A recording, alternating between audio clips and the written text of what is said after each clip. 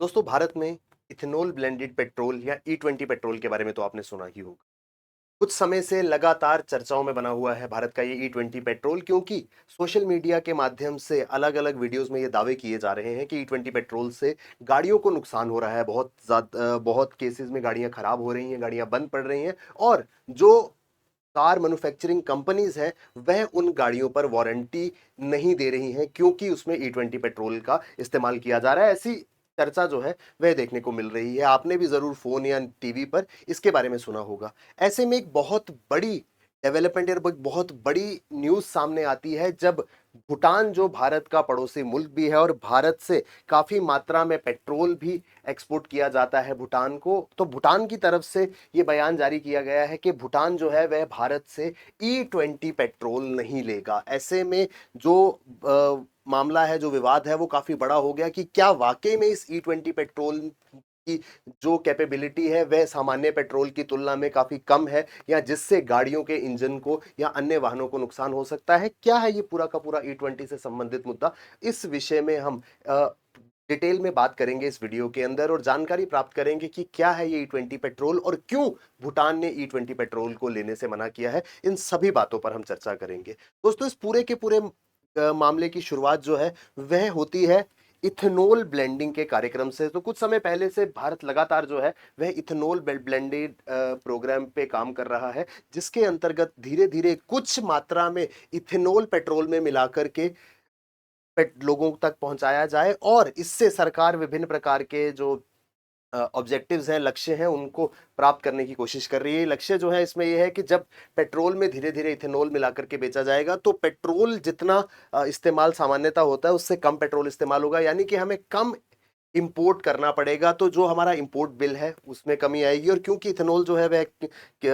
कृषि उत्पादन है तो किसानों की आय में बढ़ोतरी होगी। साथ ही साथ जितना एमिशन, जितना धुआं सामान्य पेट्रोल को जला करके निकलता है, उससे कम धुआं या कम एमिशन जो है वो इस इथेनॉल वाले पेट्रोल से निकलेंगे, तो पर्यावरण को भी इससे फायदा होगा। और इसी नीति के तहत सरकार ने भारत के अंदर ई20 फ्यूल को बढ़ावा देना शुरू किया। ई20 फ्यूल में 20% इथेनॉल और 80% पेट्रोल होता है।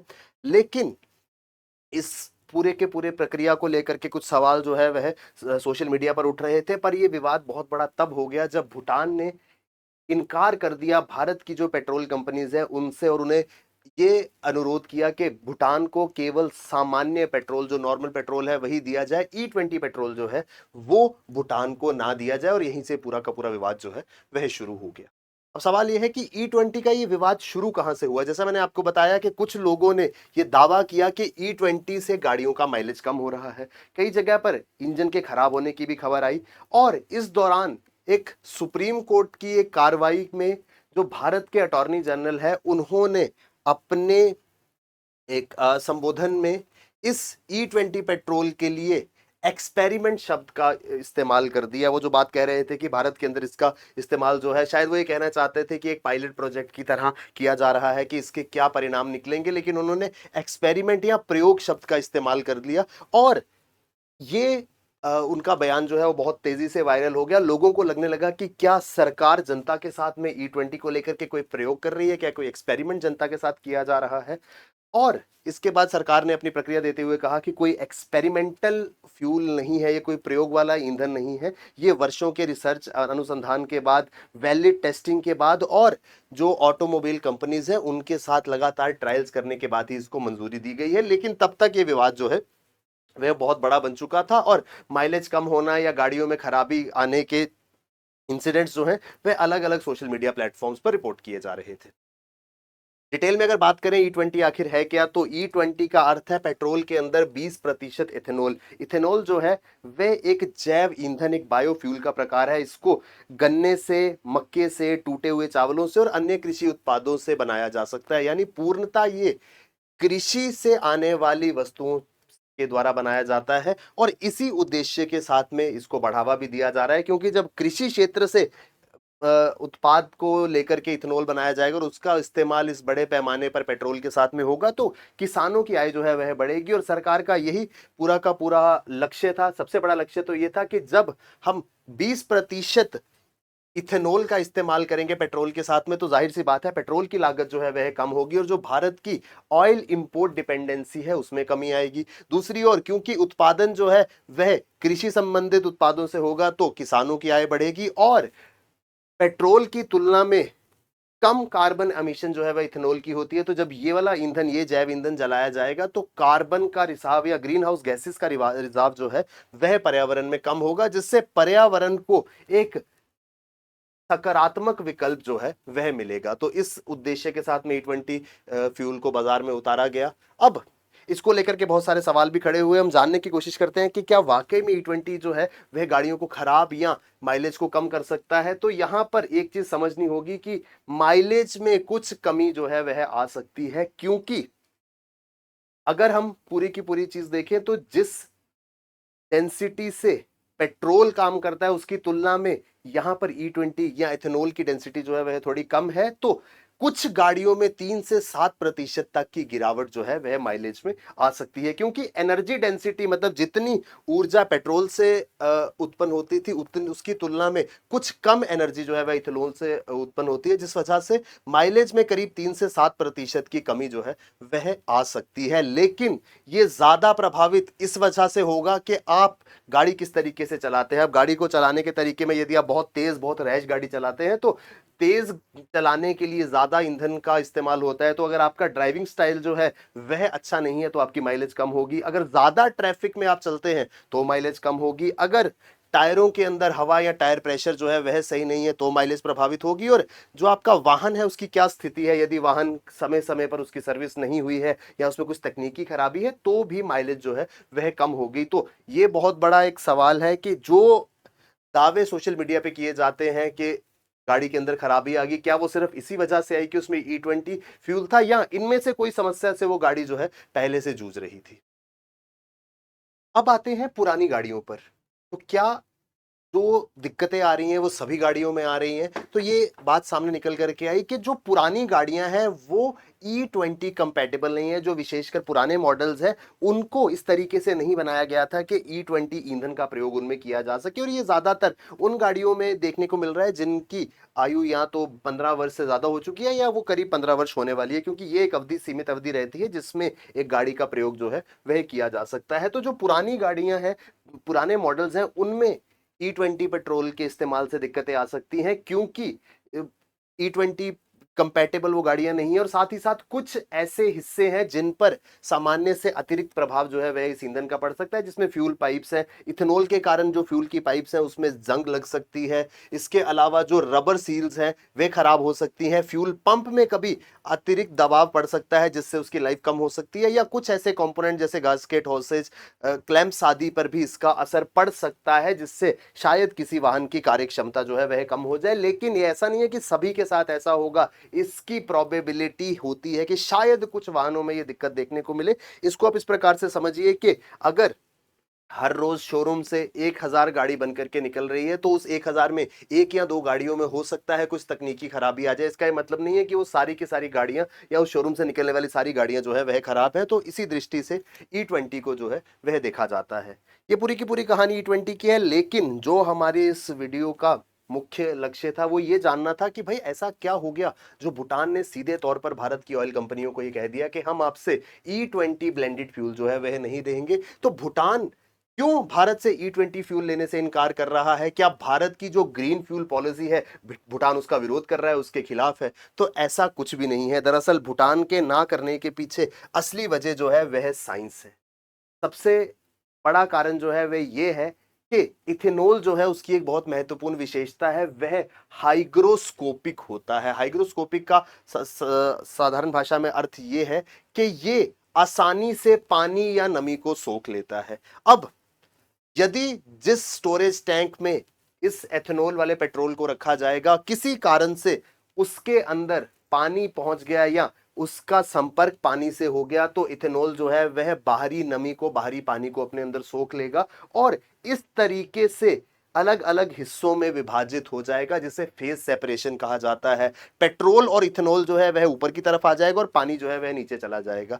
ये फेज सेपरेशन की जो समस्या है उससे गाड़ियों को नुकसान हो सकता है। इस वजह से सुनिश्चित ये करना होता है कि E20 फ्यूल को, E20 ईंधन को जहां भी स्टोर किया जाए वहां पर किसी भी प्रकार का लीकेज या किसी भी वजह से पानी के संपर्क में ये ईंधन जो है वो ना आए। और यही कारण है जिस वजह से भूटान ने इस E20 फ्यूल को लेने से मना कर दिया है। भूटान का सीधे तौर पर कहना है कि अभी उनके पास जो स्टोरेज टैंक्स हैं वह पुराने हैं, तो इस बात की 100% गारंटी नहीं है कि वो स्टोरेज टैंक कभी पानी के संपर्क में नहीं आएंगे। दूसरी ओर क्योंकि बहुत सारे स्टोरेज टैंक जो है वो जमीन के अंदर बने हैं, तो चांसेस हैं कि जमीन से पानी रिसता हुआ सीपेज के माध्यम से टैंक के अंदर घुस जाएगा। और तीसरा कारण उन्होंने ये दिया है कि क्योंकि भूटान का भूगोल जो है वो पहाड़ी क्षेत्र का है, काफी चुनौतीपूर्ण भूगोल है, इस वजह से ईंधन को स्टोर करना और उसको ट्रांसपोर्ट करना यह सुनिश्चित करते हुए कि वो हल्के से भी पानी के संपर्क में ना आए,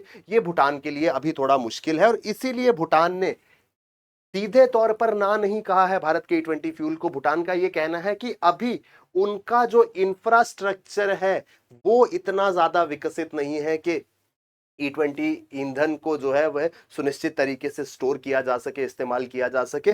वह इस इंफ्रास्ट्रक्चरल अपग्रेड की ओर बढ़ रहे हैं, धीरे धीरे वह इस बदलाव को लेकर के आ रहे हैं, जहां पे वो अपना जो इंफ्रास्ट्रक्चर है उसको स्ट्रॉन्ग कर रहे हैं ताकि E20 फ्यूल को स्टोर और यूज किया जा सके। जब तक वो इंफ्रास्ट्रक्चरल अपग्रेड नहीं होता तब तक जो सामान्य ईंधन है, सामान्य पेट्रोल है, वही भूटान भेजा जाए। एक बार भूटान का इंफ्रास्ट्रक्चर जो है वह रेडी हो जाएगा, उसके बाद वह भारत से E20 फ्यूल जो है वह लेना शुरू कर देंगे। तो निष्कर्ष यहां पर यह निकलता है कि भूटान ग्रीन फ्यूल पॉलिसी के विरोध में नहीं है बिल्कुल भी भारत के, बल्कि वैज्ञानिक और जो वैज्ञानिक मूल्यांकन और वर्तमान स्थिति है भूटान की, जो इंफ्रास्ट्रक्चरल सीमाएं हैं उस पर आधारित ये एक व्यवहारिक निर्णय है और इसको भविष्य में भूटान की ओर से बदला जाएगा। मैं उम्मीद करता हूं यहां तक चीजें जो है समझ आई होंगी। एक बार फिर से एक चीज को समझ लेते हैं कि भारत क्यों इतना ज्यादा बल या इतना ज्यादा महत्व जो है वो E20 को दे रहा है, क्योंकि पूर्ण रूप से इसको इंप्लीमेंट करने के बाद भारत में क्रूड ऑयल की जो हम इंपोर्ट है उसमें कमी आएगी। हम अपने इस्तेमाल का 85% से ज्यादा क्रूड ऑयल जो है वो विदेशों से लाते हैं, तो इसके मांग में, इसके इंपोर्ट में थोड़ी सी कमी आएगी। दूसरा, किसानों को इसका भरपूर फायदा मिलेगा। तीसरा, कार्बन एमिशन जो है वह कम होगा और ज्यादा डोमेस्टिक फ्यूल पर निर्भर होते हुए हम एनर्जी सिक्योरिटी या ऊर्जा सुरक्षा की ओर बढ़ेंगे। क्योंकि जिस प्रकार के हालात हमने देखे, जब मिडल ईस्ट में किसी प्रकार का क्राइसिस होता है तो उससे भारत के अंदर ईंधन के दाम या ऊर्जा के दाम जो है वह बढ़ाने पड़ते हैं। तो इस वजह से भारत जो है अपने आप को ऊर्जा के क्षेत्र में, एनर्जी के एरिया में सिक्योर करने के लिए ये कदम जो है वह उठा रहा है। इस पूरे के पूरे विवाद से हमें क्या सीखने को मिलता है?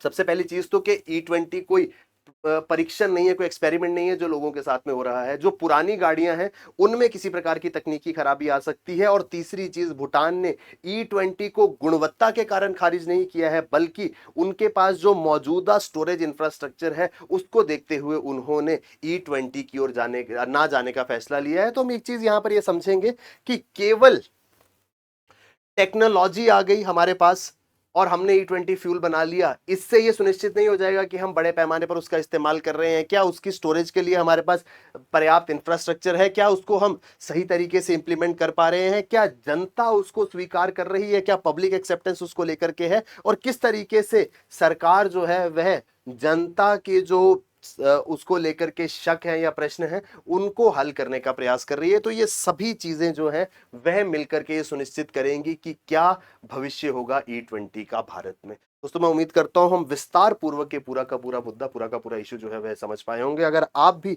संघ लोक सेवा आयोग की परीक्षा की तैयारी कर रहे हैं और आप अपने पास चाहते हैं एक ऐसा स्रोत जिसको पढ़ करके आप सीधे तौर पर अपनी तैयारी जो है वह कर सके, तो शून्य IAS की बहुत ही ज्यादा प्रसिद्ध एवं बहुत सारे सफल अभ्यर्थियों की पहली पसंद है प्रीलिम्स के लिए संक्षिप्त एवं व्यापक स्टैटिक प्रीलिम्स नोट्स।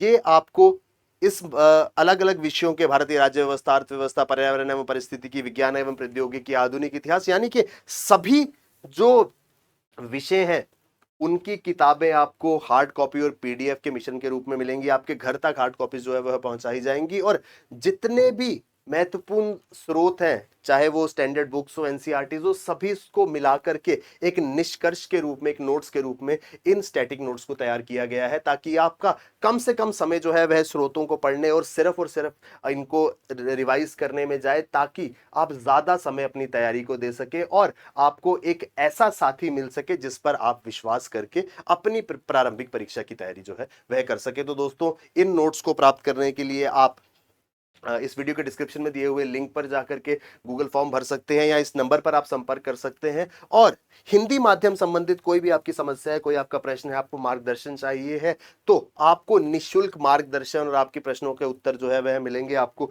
इस नंबर पर कॉल करना है या फिर डिस्क्रिप्शन में जो टेलीग्राम चैनल का लिंक है उसको ज्वाइन करना है। कोई भी आपका प्रश्न है, आप हमसे पूछिए, उसका उत्तर जो है वो आपको मिलेगा। धन्यवाद।